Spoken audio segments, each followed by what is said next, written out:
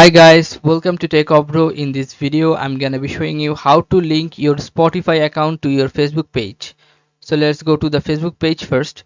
Make sure you are on your Facebook page, not your regular Facebook account. Okay, you have to switch to your Facebook page from your regular Facebook account.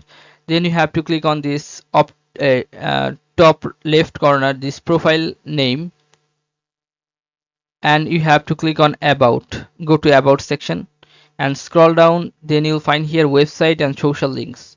Under this section you have to click on this pencil icon. Then you have to click on add a social link.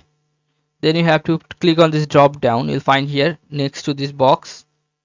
Then you can see here that Spotify. Click on Spotify and you can use the Spotify link, or you can add any name here. Then if you click on save, your Spotify will be linked to your Facebook page. Okay, so this is how you can do this.